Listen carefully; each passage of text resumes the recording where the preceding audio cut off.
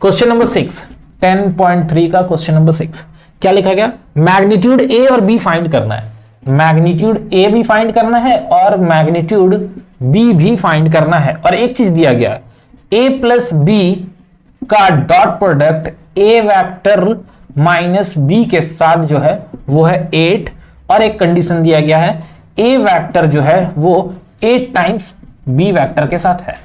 तो सबसे पहला काम इसको पहले उठाते हैं। ये क्या लिखा गया? हम लोग को दिख रहा है ये ए प्लस बी ए माइनस बी है, तो सुना सुना लग रहा है। A plus B A minus B को क्या लिखते हैं?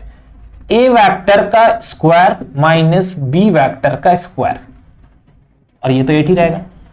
ए प्लस बी ए माइनस बी को इस तरह से लिख सकते हैं। लिखने के बाद यहां दिख रहा है कुछ, क्या दिख रहा है? 8, ए वेक्टर का वैल्यू 8 भी हो सकता है, यानी कि ये तो ए वेक्टर का स्क्वायर है।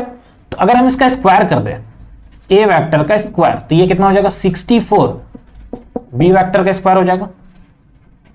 ठीक है, क्लियर है, कोई दिक्कत नहीं है इसमें। क्या किया? दोनों तरफ स्क्वायर कर दिया, स्क्वायरिंग बोथ साइड। ठीक है, एक चीज और पता होना चाहिए कि अगर कोई दो वेक्टर सेम है तो उसका मैग्नीट्यूड का स्क्वायर भी क्या होगा? सेम होगा। ठीक है, क्यों? क्योंकि डॉट प्रोडक्ट निकालेंगे। डॉट प्रोडक्ट कैसे निकालते हैं? नॉर्मली ए से इंटू करके, तो वो दोनों क्या होगा? सेम होगा। ये एक तरह का फॉर्म है। तो फिलहाल यहां पे ए का वैल्यू कितना है? 64 B square minus B square equal to 8। Clear? इस दोनों को माइनस किए, कितना आया? 63 B square is equal to 8, यानी कि B square is equal to 8 by 63, यानी कि बी स्क्वायर का वैल्यू जो होगा, स्क्वायर हटा देते हैं, रूट लगा देते हैं, 8 बाई 63। 8 का कुछ आता है? नहीं आता है, बस खाली इसको ऐसा लिख सकते हैं 2√2। अब सोचो बी निकल गया, ए कैसे निकालेंगे? यहां पुट करके क्या होगा आंसर? ए का magnitude equal to 8 times 2 into 2 by 63।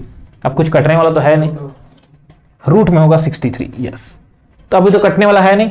8 2 कितना हो जाएगा? 16√2 बाई रूट ओवर 63। बस इतनी छोड़ देंगे आंसर। ये ए है, ये बी है। एक बार आंसर चेक कर लो, ए का मैग्नीट्यूड और बी का मैग्नीट्यूड। क्वेश्चन नंबर 6, तो इसको चेंज करके लिख देंगे 16√2। ये 63 का एलसीएम लिए हैं तो 9 7 होता है, यानी कि 3√7। ये फाइनल आंसर हो जाएगा हम लोग का। इसको भी चेंज करके लिख देंगे 2√2 बाय 3√7। ये आंसर होगा हम लोग का।